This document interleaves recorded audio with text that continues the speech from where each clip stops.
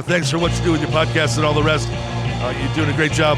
Hope everybody keeps tuning in. You get a lot of good info, a lot of insights, understandings of how to get strong, how to stay strong, how to use your strength. You do a great job, dude.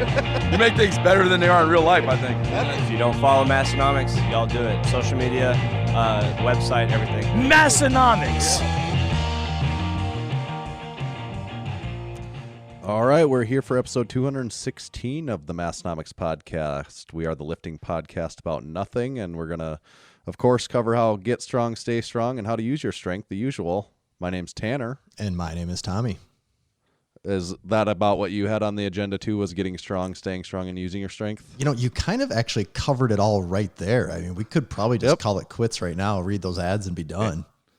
And that was episode 216, now that everyone knows how to get strong, stay strong, and use your strength. Just another hour of quality content. Today's show is brought to you by Texas Power Bars. In 1980, Buddy Caps was on a mission to make the best bar possible, and the Texas Power Bar was born. It was strong as a house, had the best knurling, and was maintenance-free. Hundreds of state, national, Massenomics, international, and world powerlifting records have been set and continue to be set and broken on the Texas Power Bar. To learn more about Texas Power Bars and to buy one of their legendary bars, visit TexasPowerBars.com. Today's show is also brought to you by Lifting Large. Lifting Large has set a new standard for customer service within the strength world. They have live website chat support and speedy email responses. Lifting Large is home of the Ground Lock Deadlift Slipper, and they are always in stock and ready to ship. When you go to Lifting Large, make sure to use the Massenomics discount for 20% off all Lifting Large branded products, and that discount is MASS20 to use at checkout. Today's episode is also brought to you by Spud Inc. The goal of Spud Inc. straps is to make products that support sports performance and help everyone achieve their training goals. They make products that last forever, will not bust your budget, and most importantly, leave no doubt about success when everything is on the line. Check them out online at spud-inc-straps.com. This episode is also brought to you by Hybrid Performance Method. They're your one-stop shop for all things fitness and online coaching. Whether your goals are training-related, nutrition and body composition-related, or both, Hybrid has a program for you. With dedicated and experienced coaches in each strength and fitness discipline, you can rest assured that you're in the best hands possible. When you're there, make sure to use our discount code MASS, M-A-S-S, in all caps. That'll save you 5% off any training or nutrition membership for the life of your membership. Visit hybridperformancemethod.com. Them's the sponsors. And they're good. They're the ones helping keep it afloat over here. So what do we got going on this week, Tanner? Well, we got all kinds of things, right? What did we officially decide we're talking about today? Are we going to talk about some podcasts on the podcast? Yeah, we actually have the big heavy hitting topic this week is podcasts, strength podcasts specifically, and the most illustrious list in the strength podcast market, our world, which is ours, that we update annually. Much like the rules for overrated, underrated, which are a living, breathing thing, our list of the best strength training podcasts is a living, breathing thing because we update it every year because usually about half of those that we have on there drop off and go away and are no longer podcasts. Well, and I kind of like to think of it more like a J.D. Power and Associates award, whereas new awards are given out every single year. It doesn't matter what happened in the past years. Every year is a new year, and there's a whole new batch of awards ready to be given. Right. It's just that Chevy is always on the list no matter what. Well, yeah. I mean, there's certain rules to these awards, but yeah, besides that, anything can happen. Massenomics is kind of like the Chevy in this list then because we're always on the list. We get that a lot. I think people do say we are like the Chevy of the podcast world. Lifting podcasts, yeah. Outside of that, we do have a few strength updates to talk about, some of our own podcast stuff to talk about, and I don't know, maybe some fast food dessert or something too. It always depends on what there is for time. There's been a really high demand for fast food dessert talk, and we do have actually something in the works for that more specifically, maybe not even in this episode, but we might dedicate a full episode to it in the future. That's something for everyone to look forward to, I think. Yeah. So there's more than just apple pies out there. Yeah. I mean, McDonald's apple pies are probably still the most important, but there is more out there. Yeah. We'll get into that world sometime.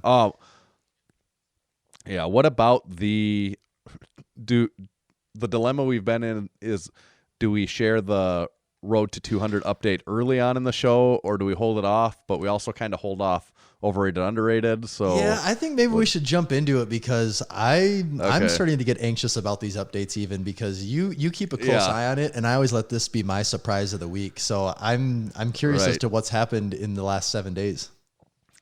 Okay, so do you remember what happened last week? What number we got up to?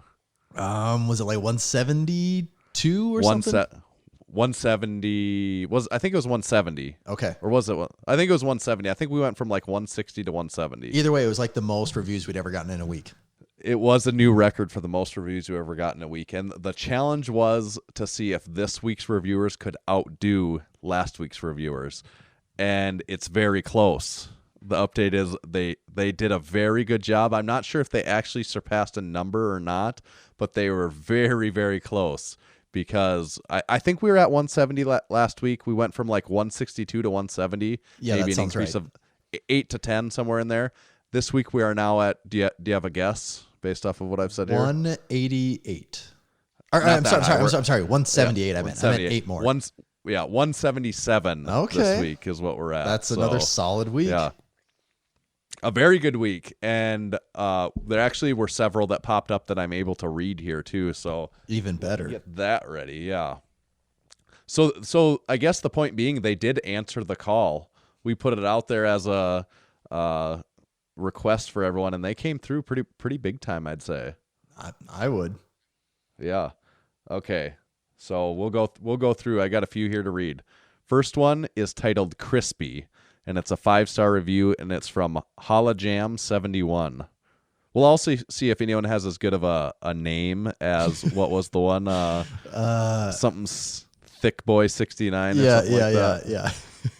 Okay. This one's HoloJam71. I don't know if he takes the best name title yet, but he says, this year's J.D. Power and Associates Award for Best in Class. You guys make beer labels and lifting shirts better than they are in real life. That's a great tie-in to what we do. Yeah. Yep. And the best in class JD Power and Associates Award. Not just anyone gets that. You know, it was like almost 2 minutes ago that we were talking about that. Yeah. Yes. Okay. Next one is from Viking of Georgia. So we've had do you think the Viking of Georgia knows the president of North Dakota? That's what I'm wondering, if it's related, if there's a relation there, that type of name, that it's like, if he's playing off the president. Also, did we discover Dakota. this week that the president of North Dakota lives in Texas?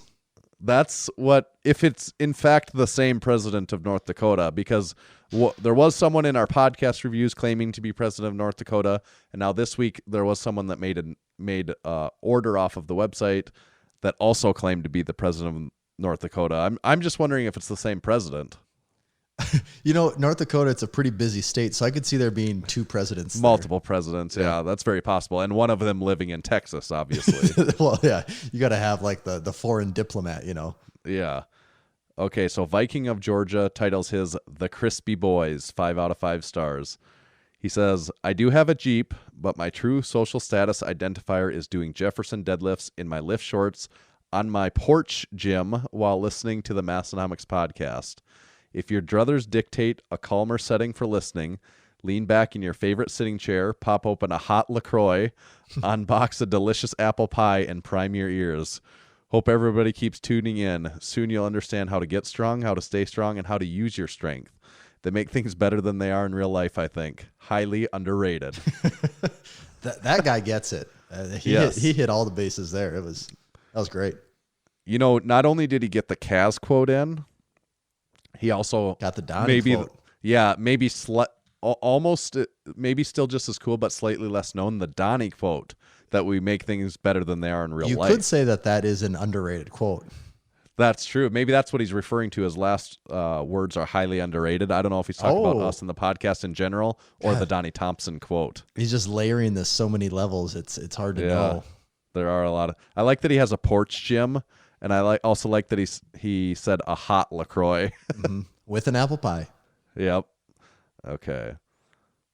Next one is 5 stars, and it's from ZeroCool05, and his title is Good Background Noise. And his text here says, voices are soothing, and I like pie. All right. The apple pie, that damned apple pie. I've been thinking a lot about the apple pie ever since we started talking about it here. I haven't had one yet. I can tell you though. the idea of getting one crosses my mind way more than it ever has in my entire life, which was like once before. Yeah. Okay. Next one here is from Andrew Baker. 5 out of 5 stars. His title is "This is a Podcast." And he says, I actually really like that title right there. yeah, yes. Out of all the podcasts, we're one of them. He says, "This podcast is a podcast. It helped me learn about people who weigh more than refrigerators." That's a throwback to Who Weighs More, of course. Oh yeah, we haven't played that game for a while, but he says it helped me learn about people who weigh more than refrigerators. I found new love in the form of apple pie that comes in a small rectangular box. And it gives me reason to pay homage to my founding fathers. 5 stars. 2 JD Power and Associates Awards in customer satisfaction. Would recommend. Great review. Great review. Last one for the day. This is from Ol Hickory Barbell. 5 out of 5 stars, and his title is Yep.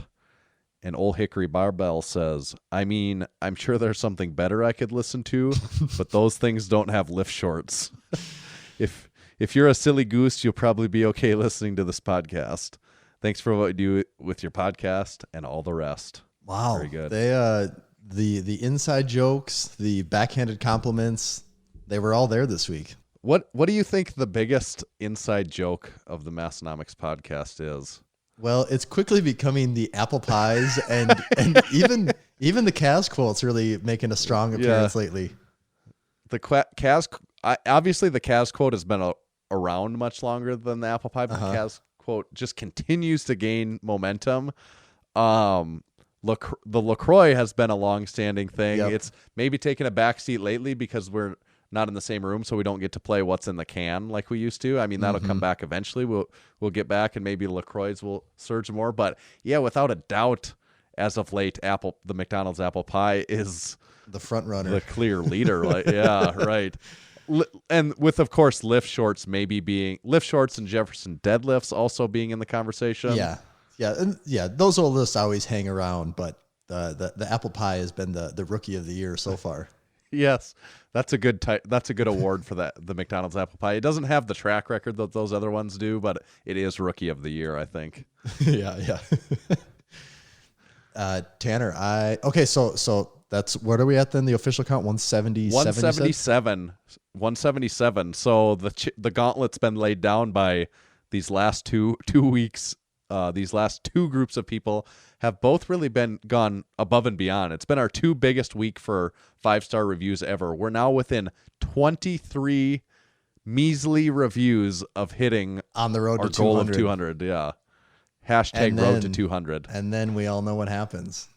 Yeah, I mean, we're just being a dead horse with explaining all the things that happen when we get to 200. Like, I feel bad even continuing to explain all the great things that happen when we get to 200. Yeah. So yeah, we don't need to touch on that, but we'll just say continue to leave us the reviews. We love getting those. We got to get to 200. They've been great so far. And while you're at it, if you also enjoy the podcast, you can always hop over to the website and become a supporting member at either the Lift Shorts or the LaCroix level, depending on what your current finances are. Here's the thing, my thought now, does there need to be a third level? And I would be considering that level would almost need to be the cheapest level. And it's almost, say if we had a running joke where it's a fairly inexpensive item that people purchase, almost like a consumable of the dessert variety. I was gonna say, do we need an apple pie level to be added? Yeah. I'm wondering if we could set up an apple pie level of supporting membership. I like that. I think that needs to happen. So yeah, if you're listening to this, check on the website now. There should be an apple pie supporting level of the podcast too. For just the price of an apple pie, you can symbolically support the Massenomics podcast. Symbolically and financially. Yes, right. That makes a lot of sense. I mean, I think we're probably stupid not to have an apple pie level of supporting membership. Yep, I'm typing that into our to-do list here, Tanner, so we don't forget to add the apple pie supporter level. We have seen a few more people come in as supporting members over the last week, though, and that's really cool. It really is humbling to think that we have this ridiculous show that we've done now for, I think this is the 216th episode. That for there's just 214 short episodes is all. Right. That there's actually people out there that like it enough that'll say, yeah, I'll give you a few dollars a month, like, for you to keep doing it. And honestly, that's pretty cool. It doesn't make any sense to me, but hey, if people want to support us, I'm not going to argue with them. You know who it doesn't make sense to? My wife. I was going to say probably mine yours. too. Yes, our wives. If we try to explain that to them, that there's people that are willing to do that, and You mean nothing is exchanged, no goods are bought? Like, nope. Yeah, I don't get it. Yeah, that's basically how that conversation went.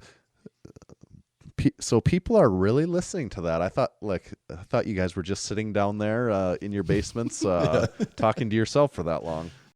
There was a lifting event that actually did take place here recently. That was a log, and it was a log press world record attempt of 230 kilos by Luke Stoltman.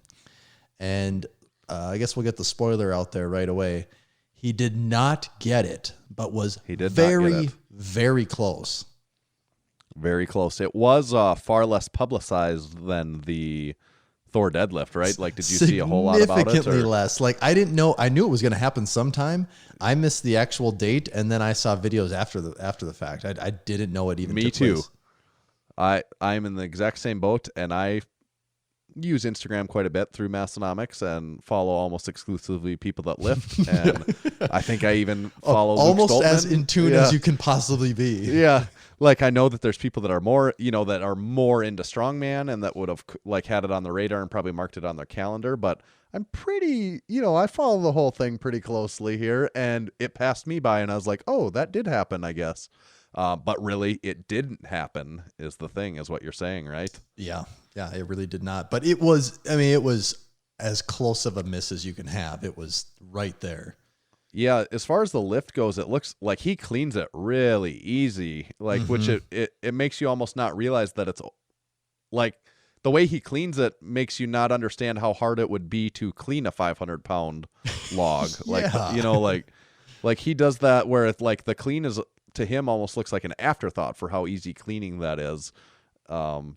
I think he had his right arm locked out when I watched it a couple times, and his right arm was locked out. It's just he couldn't lock out his left, right? Yep. The left was just as short of making it. Yeah. It's other notes is I thought it's weird. It's surprising to me that he dips twice. Like he does almost like a psych out. He gets it cleaned and gets it stood up, and he does like this half dip first. I'm like, just I can log press half of what he does, nowhere in comparison to the amounts of weight that he's doing. But to me, when I'm towards my heavier weights, like I wouldn't want to do that second, do that any dip. extra motion at all. Right. But also really interesting that Z was the current record holder was the judge of the competition. And did you see? Did they have like on a Zoom? See what he looked? Was he like on a Zoom call to judge it? Yeah, and you could see like they had the video I watched had like the picture of Z down in the corner. Is that what you saw too? Yeah, that's what I saw too. Yeah. And just a stone cold face Z the whole time. Did you notice that?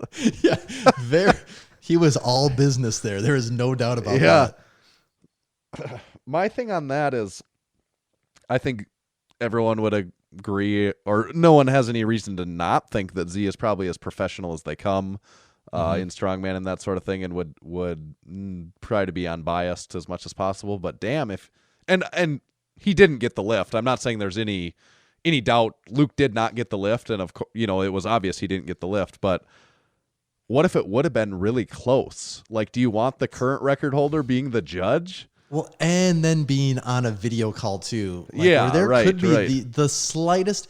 I mean, the world record can be the difference between that split-second delay of being locked out and not getting the down call in time. That's a really good point. And also, like, for as unbiased as Z is probably more unbiased than I would be, or like your average person. Maybe that's even just giving him too much credit, because I think if you are the record holder, for as excited as you are about someone else doing well, you don't want someone to beat your record, right? Well, it just, if you flip it, it's so funny to think, what if Eddie was the head judge for Thor's Yeah, deadlift? right, You know, right, First, right. Like, we know he wouldn't do that, but it's just funny to think of it that way. Yeah. But he didn't get it. It couldn't have been much closer. Interesting thing though, that record is quite the long-standing record at this point, with a lot of people wanting to break it and taking opportunities to break it and still not being able to break it. It really shows how good Z was, or is, or probably was at overhead pressing, especially the log press. Like, they still, with as hard as people are trying, cannot beat that record. I think that is the big takeaway here, is how difficult that one has been, because we're just seeing deadlift records fall all the time in powerlifting and even strongman. You know, like Eddie's, was an insane record, but what are we at? 2 years later, 3 years later, like that one fell. And the log one, as many attempts as there's been on it, no one can seem to get it. I think he's had the record for like 10 or 15 years or something like that too, which if you take like the sports of powerlifting and strongman or anything, what records really have lasted that long? You know, well, especially once you consider, I don't know how long people have kept track of the heaviest log, but that has to be approaching like at least a quarter of the lifetime that record has ever existed, right? That's a good point, especially in strongman not having records as long as powerlifting even does. A majority. Z has probably held the record of the heaviest long press for, just like what you said, a huge portion of the time that's even been a record. That's funny to think. He's a man. He's ahead of his time. It does look like the Stoltman could break it on a different given day. It doesn't look like it's ever going to be easy, but like, it's sure as close as he got. That was so close. Like, it was just I wouldn't be, if someone said like that record will be broken 6 months from now, I'd be like, oh, yeah, I mean, I can see that. But also if it's a few more years, I would also be like, yeah, that makes sense too. Yeah. Do you think that, I don't know. The more we talk about it, I'm like, that's almost like, you know, the deadlift gets so much props and stuff like that, but Z's on that log seems to be like the most impressive most impressive record to me, just based on the fact that people cannot break it. Like, they try as they might, they cannot break it. Yep. Yeah. Who knows when it'll fall? So there's more of those events coming up soon. I know the Luke Stoltman Tom Stoltman Atlas Stone one is coming up soon. I'm sure I won't watch that one live or anything either, but I'll be excited to see what he does. That's almost like, he's like a certainty that he's going to re-break his record. Oh, but the interesting there is to see how heavy he goes. Right. Like, We're going to see like a 650-pound stone or something. I've heard like 300 kilograms might be what he does, which is a 660. So, wow. In which we watched Brian Shaw break the record like in a few years ago with like 100. Yeah, like 100 pounds less than 660. Yeah, that's shattering that record. Yeah, right. Makes you wonder, is 700 just around the corner with that? Probably, you would think so, at least for him. I don't know if anyone else. Because a 700-pound deadlift is like nothing to scoff at, and then to think that it's a stone. Right. Yeah. Wow. Yeah. Tanner, have you I got to check in on you weekly. Have you started watching The Last Dance yet? I have not, but it has concluded now. Yep. And I have found out for sure it's not going to come out on Netflix. So I am going to buy the ESPN whatever it is I have to buy for a month and get it.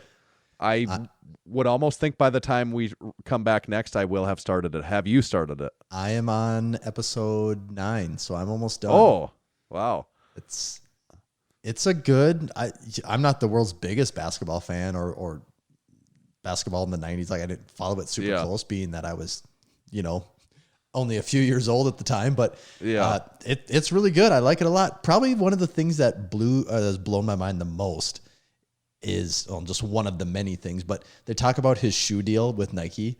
Like, they were hoping, I'm going to get the numbers wrong here, but it was something like they were hoping to, I can't even remember what they said they signed him for, and they were hoping it would account for like 3 million or 8 million in sales over like 3 years. It was something like that. And in the first year, it did 120 million. So that is an insane number looking at that part as far as endorsements go. And they also say that at that time, you didn't really endorse basketball players like the way Nike was trying to. Like that's something you did with like golfers and tennis players, but not really basketball players.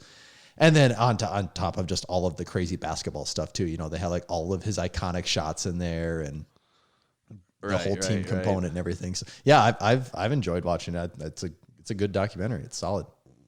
Has your wife watched it with you, or she's watched all of them with me too?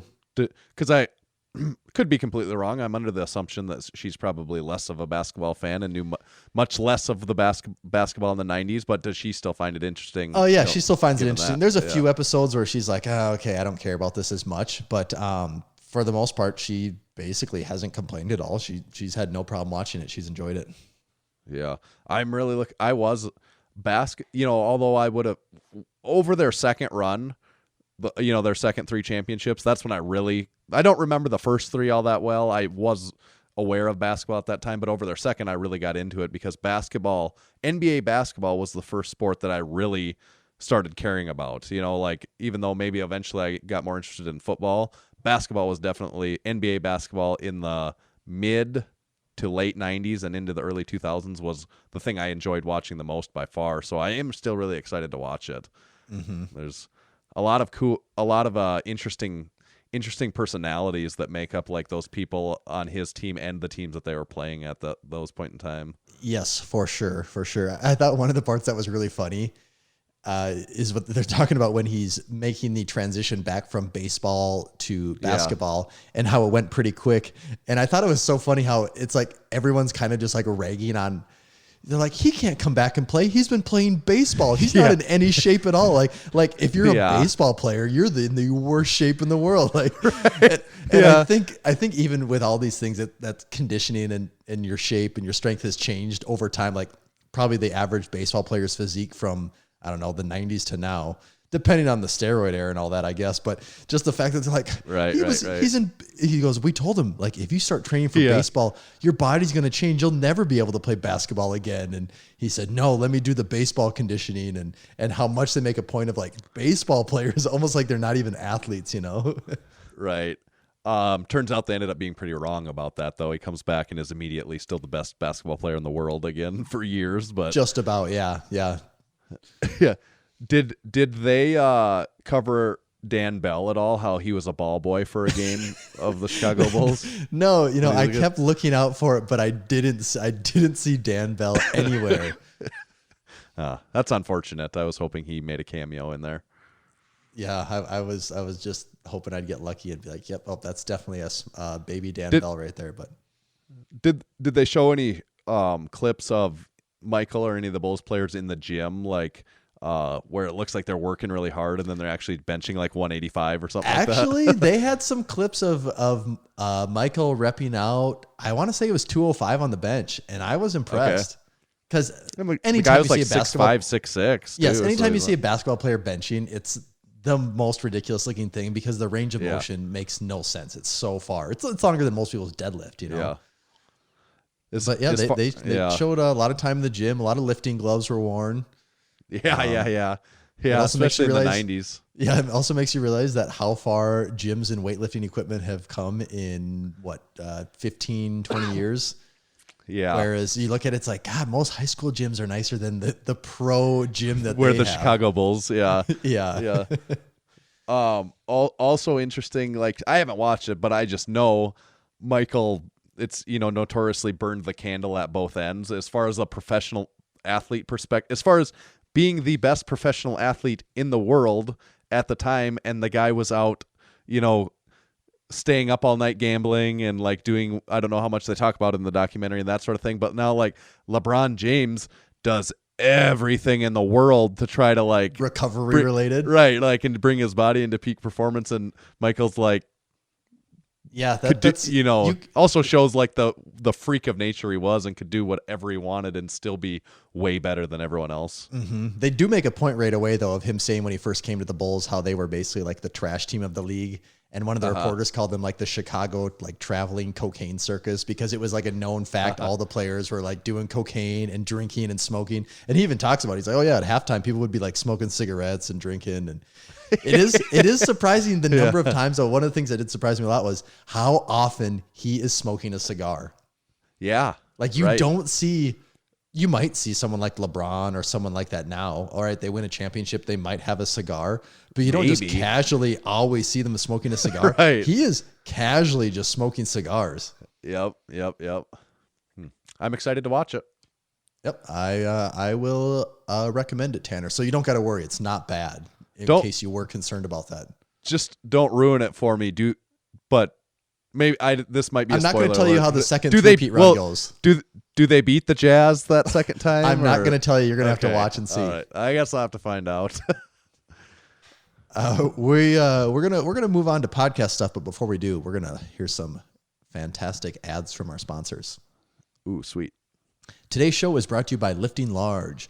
Lifting Large sets the new standard for customer service within the strength world. Get email responses in hours, not days. They now have live website chat support available during the weekdays, so you can get advice from a real powerlifter with actual platform experience. The Lifting Large team wants to help you achieve new PRs in the gym and on the competition stage. When you're ready to try single ply and make your way to the dark side, give them a call. Lifting Large is home to the Ground Lock deadlift slipper, and it's always in stock and always ready to ship.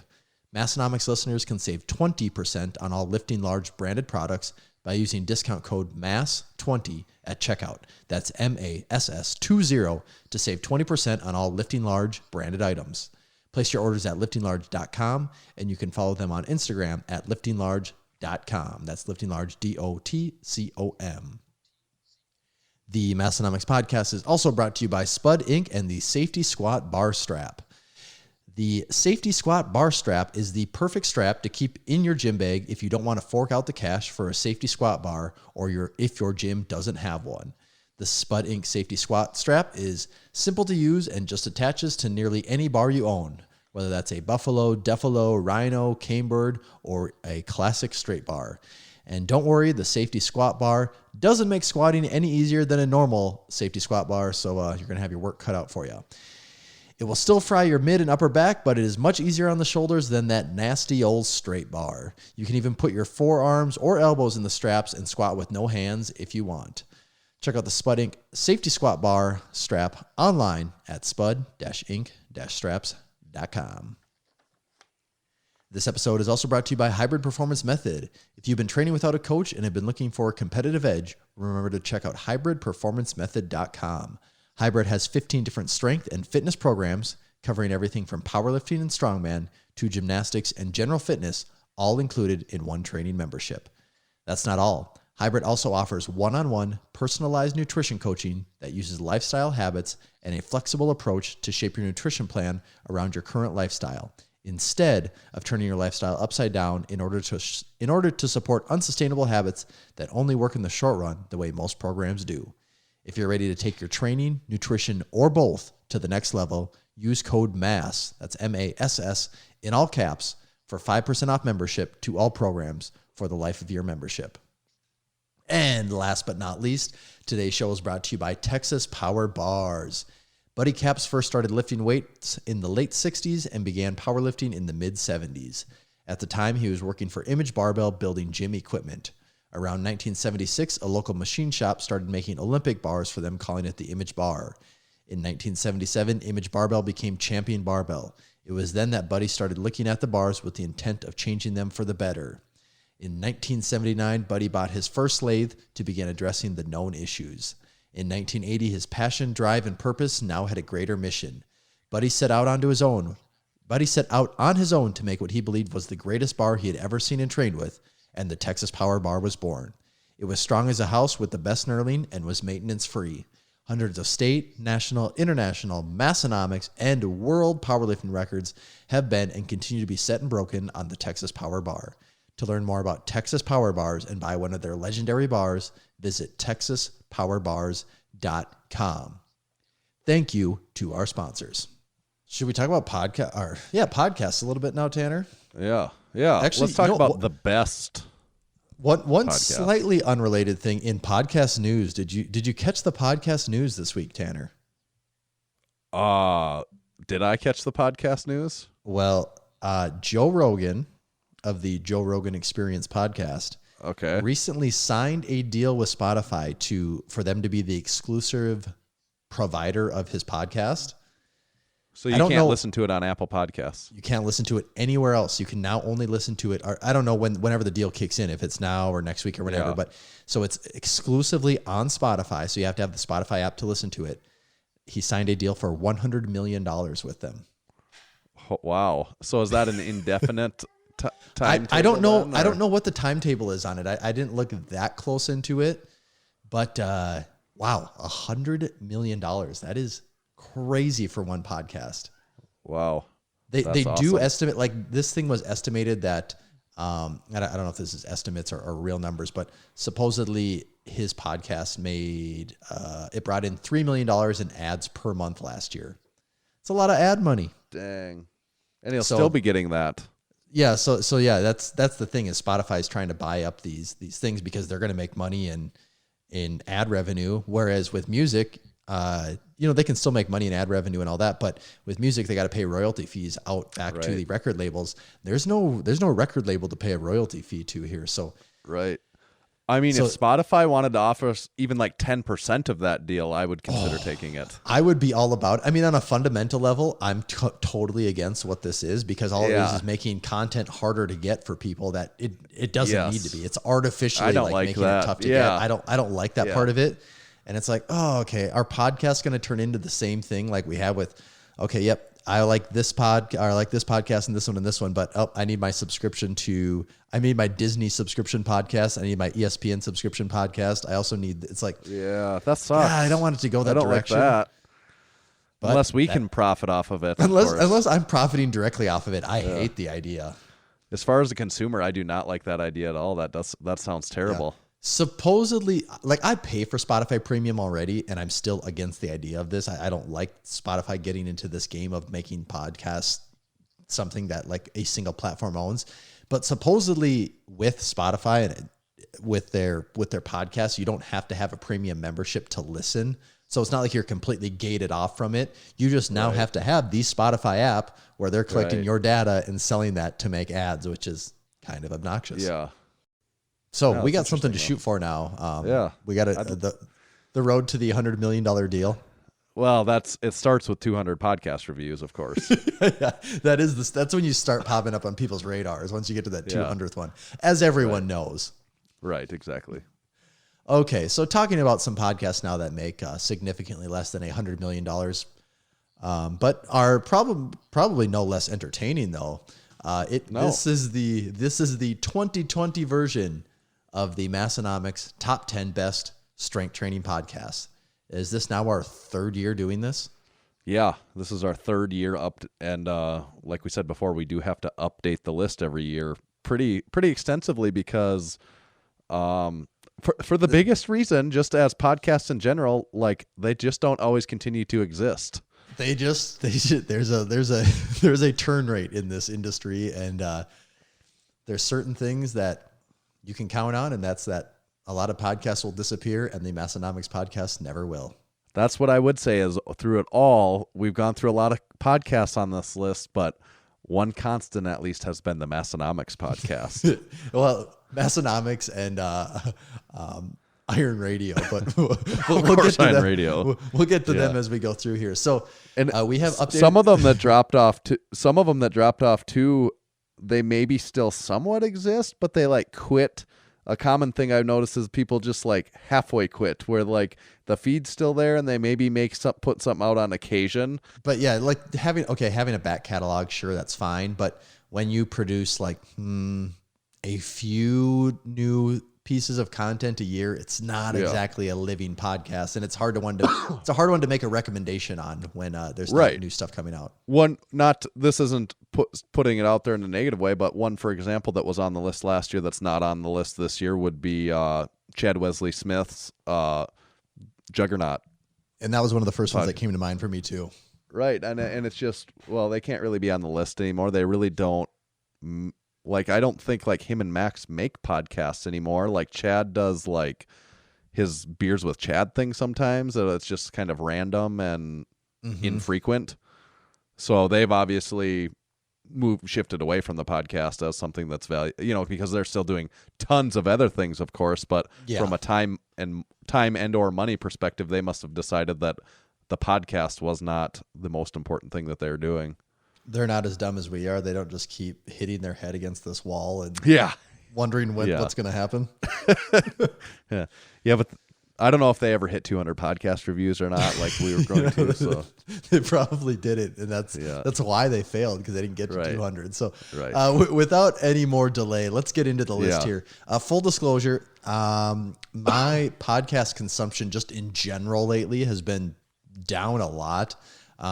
And so with these podcasts, I am not the expert. So Tanner, we're going to rely more on your valuable critique and feedback here, but I'll be happy to guide us through the process. So that sounds great. First one on the list is Stronger by Science. And what can you tell us about Stronger by Science, Tanner?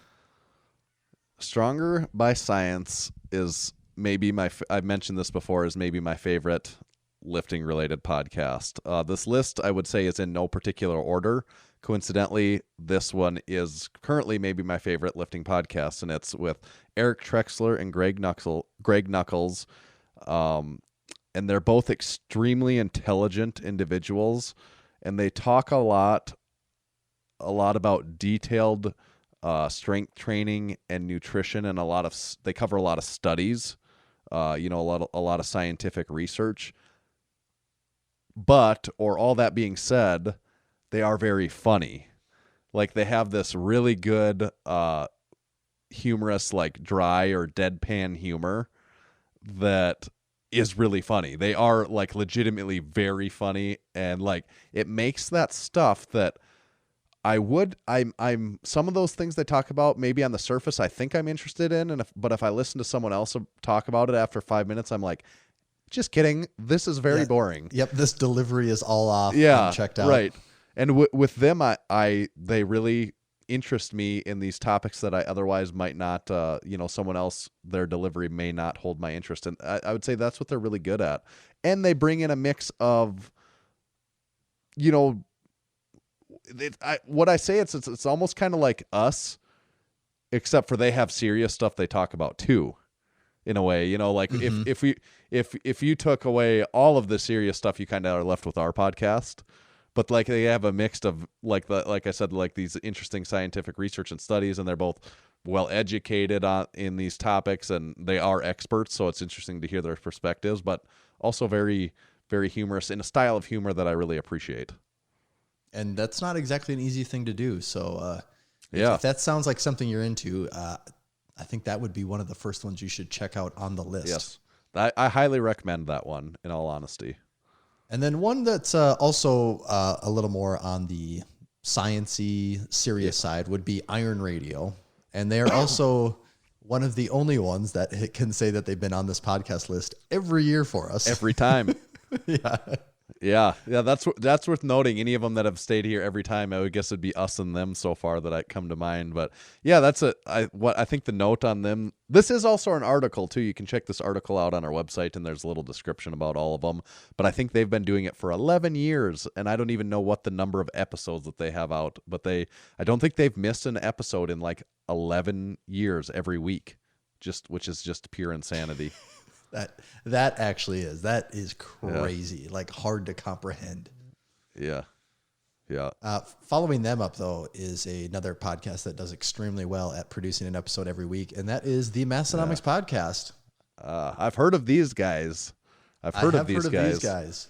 It's funny. I did have to update some of the description on there because like, although ours has never gone away, it just has changed somewhat. So like stuff in there in prior years, I'm like, oh, that really is that's not so relevant anymore, and I've updated some of that at times. So ours has certainly changed, but never gone away. Mm-hmm. And like any good show, it should evolve a little bit, right? Right. Evolve for the better, I think. Yeah. No one wants to be a has-been. No. We want to be a never was like us. That's right. Yeah. Next on the list is Elite FTS Table Talk. Yes, Dave Tate, of course. I really like this one too. This is up there with another one of mine. When I see a new one pops up, I'm very interested in listening to it. I don't know that they put him out on a very specific regular basis, but he seems to always be putting stuff out, and a lot of it is like he does Q&A. Like a huge thing is Q&A. He answering questions from listeners, which he gets hundreds and thousands of questions all the time, and it's Of just topics like how to get strong, stay strong, how to use your stuff like strength. that. Yeah. That's exactly. It's mostly just him talking about that catchphrase and analyzing it. the finer points of Yeah. it. It's really good though. If you like Dave Tate and the way he talks, kind of like no bullshit, and that's I think that's a good way to describe it. No bullshit, just telling it like it is, and I enjoy it. Yep. This next one is probably the newest one on the list, with the least number of episodes, but I think a lot of people are aware of this and have listened to it, and that is Hybrid Unlimited. Right. Which is, of course, Hayden and Steffi. Like you said, I think most people are aware of them and what they're doing. And I have not listened to all their episodes, but I have listened to some, and they do get a lot of interesting people on there. A lot of good interviews that they have, some pretty scientific, but then they also do a lot of messing around too, a lot of joking around and talking powerlifting gossip, and I can appreciate that in an episode. And they also cover a fairly broad range of topics too, as far as getting like researchers and authors, and it's not just strength stuff. No. It's almost like personal development a little bit is how I would classify it. They had, I think it was actually Hayden's dad on one time, which I thought was pretty interesting. He's a financial advisor, and like I listened to it, and he's an intelligent financial advisor, but also has a way of explaining things that people can understand it pretty well. And I thought that was a really good episode, actually. Did he have some pretty hot penny stock recommendations? See, no, that's why I liked him, because he wasn't talking about things like penny stocks. Oh, okay. Well, I don't know how good he really is then. Next on the list, we have one-time Massenomics guest, Matt Vincent with So. Yes, good point. He has been on the Massenomics podcast. It'll be fun when we're back to having guests again, too. I know. I'm looking forward to it. It will be fun. We got a lot of people that we've been in contact with that we're going to line up. But yes, we have had Matt on the show. We've also interviewed him at the Arnold in years past. And his show, I've recently got more into it.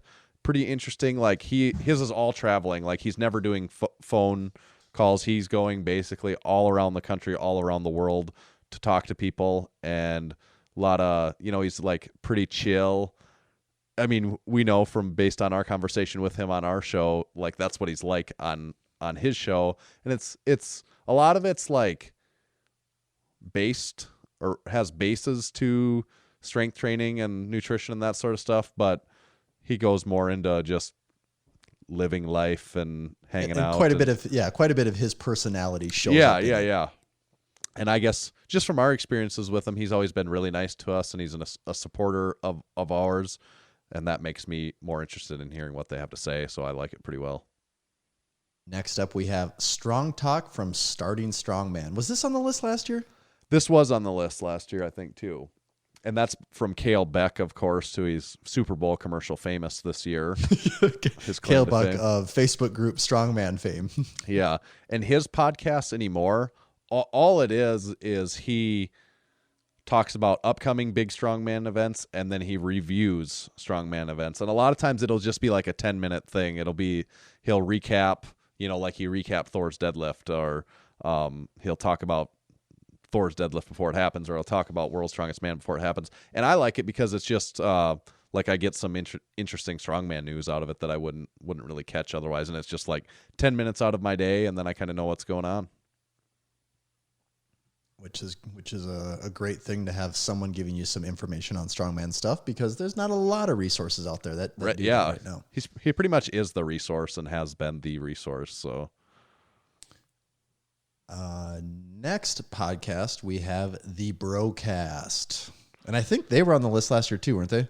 They were new on the list last year. They had they hadn't gone too far, and I would say they I like their show. I recommend it. They struggle with audio problems. They I'll say all this and then I'll say why you still would listen to it. They struggle with audio problems. They are not altogether all that consistent. They'll put out a couple and then not put one out for a month or more.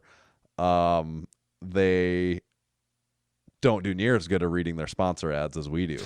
I mean, almost that's hard to compete with, but all that being said, I still like them because they're really, really unfiltered.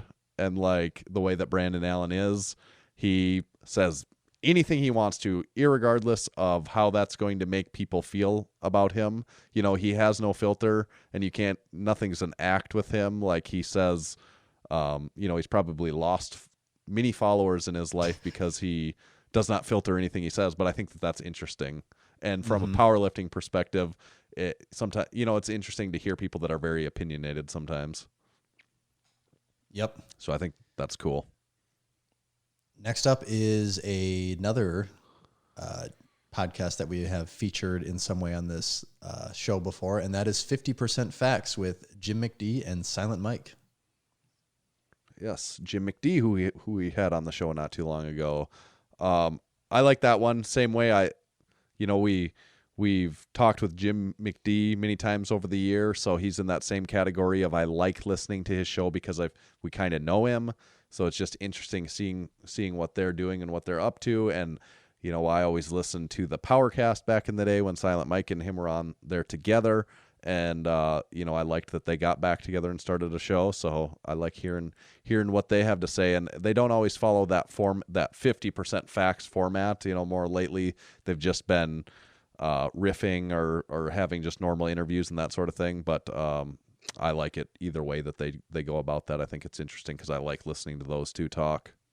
And if you liked the old school Powercast, this is probably the closest thing you have to some semblance of that. That's not Mark Bell like giving you motivational talks. And that's what I would say. The new version of that is not what you would want if you're at, like Mark's new version is not all that similar to the old version, in my opinion. Next on the list is the Barban podcast, which is also a newer one. And also a connection to the Massenomics podcast because Jake Boley, we've had on the Massenomics podcast before. He's not the main host of that show, but he does take his turn as guest hosting and probably has hosted it the second most than anyone. I think it's David Thomas Tao, I think is. Yep. Yep. He's the main host, and their show is not even a year old, I don't think, but they've pumped out a lot of episodes and a lot of interviews, and really much like their content is on their website, that's how their podcast is in the way that they interview such a huge, a wide swath of people that are in the strength and fitness and nutrition industry. Like they get like the very, very much powerlifters, the very much strongmen area, the Olympic weightlifters, bodybuilders, the scientists, they cover it all kind of. And it's really professional, kind of like the way that their website and that sort of thing is. The podcast, I think, also has like a really pretty polished and professional feel to it. Yeah, it's one of the closest things to like resembling an actual organization in business. Yes, exactly. Because they kind of are like, even more so than a lot of this stuff, they really are like a business that's finance, they really are close to they are a real business in the sense that a lot of those other companies that do that sort of thing would be. So I think it's interesting. I think it's very, how much you're going to like it is a little more topic dependent on theirs because let's face it, most people aren't super interested in all of those strength disciplines. Like I'm not, if they have a CrossFitter or an Olympic weightlifter in there, I'm not super interested in it. So I'm probably not going to listen to it. But when they come around to the topics I am more interested in it, I like to check them out. Mm-hmm. And that's the list. So it's a pretty broad range.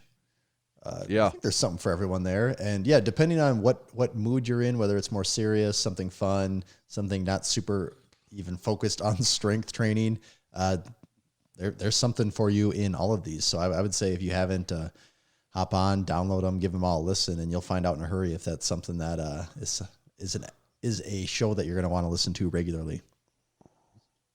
Yeah, the more we've talked about it too, I really like that third one on the list. Really sounded interesting too. That one with that they're on like episode 216. Yeah, maybe was it the Massenomics podcast? Is that what it was? Oh, that's it. Yeah, that was the one. Yeah, Yeah, that was the yeah, one. yeah. Yeah, that one sounded good to me. Yeah, I've heard really good. I heard they almost have 200 reviews. That's how you know it's a good podcast. Damn, 200 Apple Podcast 5-star reviews. Holy shit, that means something. That means You said something for Apple sure. Podcast, and all I could think of was apple pie, Tanner. McDonald's Apple Podcast reviews. The best kind of review. Well, it's getting to be about that time. Are you prepared? Have you strapped in? Buckle your seatbelts because it's time for Overrated, Underrated on episode 216 of the Massenomics podcast. Topic number 1, Tommy. Overrated or underrated? Keanu Reeves. Wow, this is a tough one right off the bat. Hard hitters Because- right from the start. Because he is someone that is kind of universally loved on the internet. I haven't come across anything that ever speaks negative of him. People love to speak very highly of him. I don't really know enough about him to dispute that or not. No, he kind of seems like it's weird, like how he's so popular, yet it feels like you don't really know that much about him. Yeah, you just hear, I always see, like, you'll see something on Reddit of, oh, Keanu Reeves was caught doing this, like just being a cool guy, helping someone out. And he's also approaching that Bill Murray territory of being like this person that people kind of just love, but he's also not super active and stuff either. Right. I get Keanu still has movies coming out, but it's not like he's The Rock where he's just, you can't almost get away from him, you know? But I think I got to say he's probably a little overrated just because it feels like there's so much internet hype around him. So I'll go with a very slight overrated. Okay. What if the topic would have been The Matrix? I think you could definitely say that early 2000s Matrix was overrated. But I think it's been long enough that I'm safe. I'm happy to say that I think it's underrated now again. I think that's I just watched the trilogy we just did like in the last weekend or over the last week, and I really enjoyed it. I have probably not watched them since they're like basically new, and the first one is of course the best movie. Yes. The last one is the worst. If they just slide a little bit, but I've probably seen the last one once, maybe. Like I just remember being younger and thinking, I can't follow anything that's going on right now. Like my brain doesn't know what's happening. That's my biggest thing through all three, honestly, is like not like who watches that all and fully understands what's going on unless you really researched it on the internet. Yeah, part of the problem is there kind of is some backstory that you should understand ahead of time. Like they kind of touch on it in the first one, but the whole point of the first one is that the humans got in a war with the robots, and to try and stop the robots, the humans blocked out the sky and basically put the earth in this, like that isn't completely explained super clearly. Right. Like I think in the first one they make mentions to that, but I don't know if someone ever sits down and says, no, this is what happened and this is how we got here. Right. Because there was also a movie called The Animatrix, which came out probably in the early 2000s that has all of these different animated shorts that goes on to explain all of these different parts and how things came to be, but just adds to the whole Matrix lore. But yeah, I think, was this a question right away? Or was this a bonus one?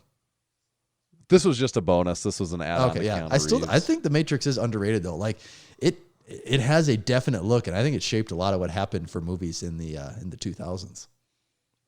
I think it holds up pretty well. Having just watched it, I'm like, yes, still for really sure. good. And even For like being a movie that's like 20 years old, 21. Yeah. I think it came out in 99, so like 21. 99, years old. yeah. The first one is a really good movie, though. I mean, it is a really good movie. I would recommend it if you haven't watched it for a long time. Check it out, and you'll probably surprise yourself at Even how just good it still is. the philosophical situation it tries to present. It's like, whoa. Yeah, Okay. it is. Yeah, it is. It is good that way.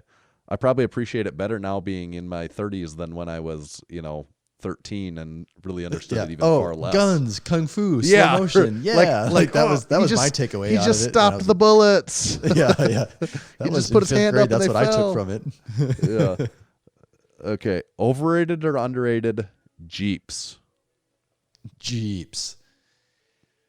I with Jeeps, I don't mind the styling of a Jeep Grand Cherokee. I think the new Jeep Grand Cherokee is a good-looking vehicle. It's an expensive vehicle. It is. I don't mind the styling of it. Is it a practical family vehicle? I don't really think so. It's basically a car that's raised up. But the other Jeeps, like a Wrangler, I've never cared for a Jeep Wrangler. I guess if you really are using it as like a fun off-road vehicle, but as people for a daily driver, the whole inside's like plastic, isn't it? It's like I don't think cheap, it's a, yeah. like for the price that it costs, I do not want to be driving around in a vehicle that's mostly plastic. I get it. It's supposed to be like an outdoor vehicle, but almost no one that has them uses it as that. So That's true. and then the rest of their lineup, like a Cherokee, I don't really care for that one. And then they have all of those other just weird, like smaller ones, slightly bigger ones, ones that are marketed to like teenagers. I think Jeep is a little overrated. And they're like wildly popular too. Like I think as far as very popular sales, like that Jeep has grown like their market share pretty significantly, even like in the last decade. Like they've become way bigger than they used to be. I wouldn't doubt that. And the crazy thing is like it's almost all the same vehicle with just a slightly different body, a little bit different style. size. Like just a little. It's not even like they make a car and a truck and an SUV. Yeah. And it's like, no, these are all just like mid-size SUVs, just with varying trim on them. Yeah.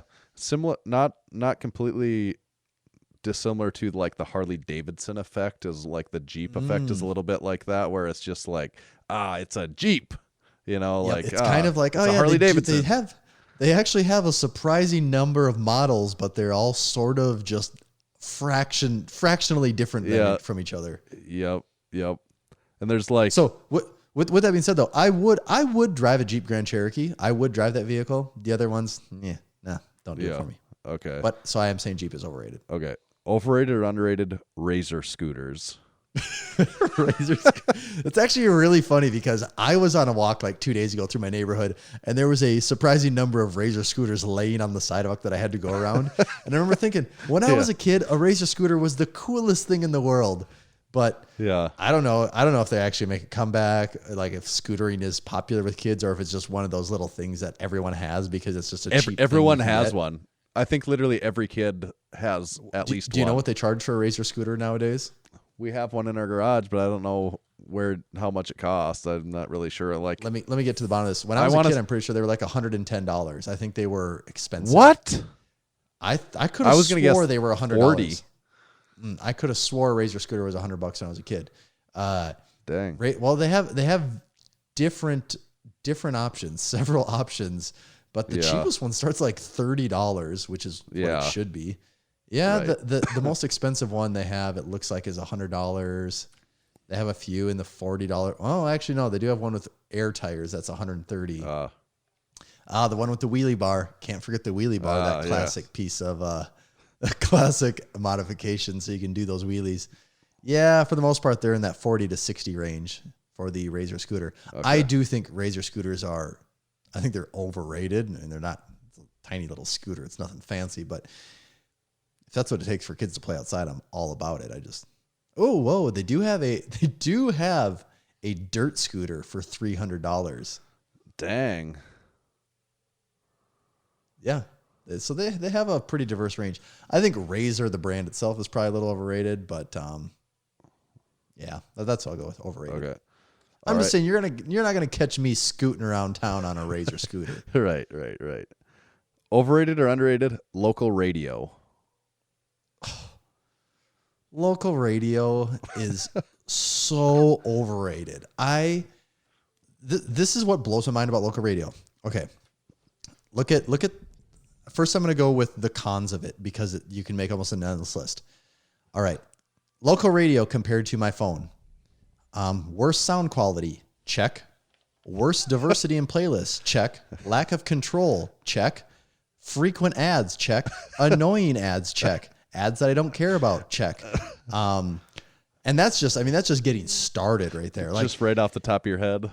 that's just right at the top of my head. Songs I don't care about. Check. Spotty service a lot of time, or I shouldn't say a lot of times, but can be spotty service. Only works in my 100-mile area. Like, I am personally not a radio fan. What does it do? I guess you can get a few local updates of your neighborhood, of what's happening, but I do not listen to the radio. I bet in the last 10 years, not like being in a public setting, but of my own free will, if in 10 years I have 20 hours of public radio listening, I'd say, yeah, that's maybe it. I hop in my car. Let's say I hop in my car to drive to the gym. It takes 6-7 minutes. Yeah. There's a good chance I'll catch the end of a song I don't like at all. I'll hear 4 or 5 minutes of annoying ads. I'll hear a radio DJ give me some public notices in our town about something that I don't care about at all. And then I might, if I'm lucky, they might start one more song that plays nonstop and I don't care about either. Yep. So the radio, as far as music discovery goes, it sucks. Like, they don't do that job anymore. Spotify and all those services have you covered. They expose you to way more stuff. You can find things you're into. And then my business is in the marketing and advertising space. The whole point of my business is to try and help businesses get their message out, design things, look good, be presentable, maybe make some sales, hopefully, while they're at it. And I don't know if you know, but radio ad spots are not cheap. They, depending on the station, maybe certain stations have a better reach. But if I were to look at advertising on Facebook or online versus radio, there's not a lot of situations where I could recommend the radio. There are some, but there's not a lot where I could recommend it. Right. So, so I went on and on about the cons. Let's think about the positives. When you turn your car on, a lot of cars just default to that, so you don't have to touch anything. That's about it. It's super. You know what you're getting. You're not going to get surprised ever listening to the radio. Like, you know what you're getting with it. So it's got that old reliable going for it. I think that's it. So you're a fan, all in all. So I'm saying radio's overrated. Okay. All right. So that wraps up overrated, underrated for the day. Would you like to hear from our sponsors one more time? Oh, I would love to. Okay. I'm just gonna riff on each one a little bit. I'll try something completely different some and just freestyle in here. Yeah. So first one, Texas Power Bars, and I would say the same thing about it. What I would say about all of our sponsors. We are working with 4 companies and 4 groups of people that we respect the company and respect the people. So that's why we're working with them, and that's also very true in Texas Power Bar's case. We work with Mitch Stacy, and then also Buddy Caps a little bit. Is kind of the old man that started the company, is how I would describe him. And I think everyone knows Texas Power Bars, that they make good quality power bars, and we use them in our gym all the time. So it's easy for us to recommend them. You can check countless American, state, national, Massenomics, and international records have been sitting on. So you can check them out at texaspowerbars.com, and if you buy something from them and you listen to us, you can let them know in the comments that you heard about them on the Massenomics podcast. The next one is Lifting Large. So this is, I know they get a kick out of it when I say that we're all a really good, close, tight family in our podcast, Massenomics podcast sponsorship family. So Mike and Teal Adaman, of course, are in our very, very near and dear, close, personal podcast family. And they sell a lot of stuff on their website, and I know they're big on their customer service, that they have top-notch customer service. And they sell the deadlift slippers that we have and use, and I know we have listeners that purchase those and really like those. The other thing I would say about them, if you're someone that's lifts raw and has any thoughts about trying like any equipped lifting, they're a good making your way to the dark side. Yeah, and making your way to the dark side. to actually just get in contact with them, reach out to them on their website, and they will help you out, because I personally would not know what the hell to even buy. So that I would go to them and have them help you out on what to actually get if you want to dip your toes in the dark side water at all. And we do have a discount code with them on their branded products, and it's MASS20, saves you 20% off. Spud Inc. We've been working with Spud Inc. for a long time on various things. It would be Spud and Susan, of course. We talked to both of them quite a bit, and they're basically like as nice of people as they come. We didn't get to hang out with them at the Arnold this year, unfortunately, so we'll probably be able to catch up with them next year. And I think everyone knows what Spud Inc. Sells when it comes to straps and wraps and anything like that. Almost guaranteed, even if you've never seen it before, if you have a thought of a strap that should be made for a purpose in lifting, I would just about be willing to bet that they have it on their website. Yeah, and they set the standard. They do. And same way, if you go there, if you order something, you can let them know that the Massenomics guys sent you. And then the last one, of course not least, is Hybrid Performance Method. We talked about Hayden and Steffi with their podcast, Hybrid Unlimited. They kind of everything they do well. And of course, their training and nutrition programs and programming, kind of, I think what they started their company around, is no exception to that. They do it very well and very professional. They have like a full staff of coaches on their team that their job is to do that. So, sometimes when you're maybe paying for coaching online, you don't know exactly what you're getting, but I think this is a very professional system that they have set up, that it is, you're purchasing a product, you're getting what you pay for. You're not going to be let down or disappointed in any way. It's going to be what you want, and it's also catered to what you want. If you're a weightlifter or a power lifter or whatever goals you have, you can cater it to that. So worth checking out, I think, and you can use our discount code. What is it? MASS, MASS, in all caps, 5% off any of those programs. That's our sponsors. Then, of course, we've got our stuff. The tank tops have just been going absolutely nuts. By the time you hear this, there's a chance whatever you want is sold out in your size, but check it out anyways. There's a good chance your size isn't available in the one you want, so get what's left because they ain't coming back. No, and it is hashtag Crispy Boy Summer. And the only way to live a Crispy Boy Summer is to get on one of those tank tops while you still can. Absolutely. Abso-fruitly. Well, Tommy, where can they find you if they want to get a hold of you? You can find me at Tomahawk_D. You can check me out at Tanner_Baird. Most importantly, follow Massenomics at Massenomics. See ya. Later.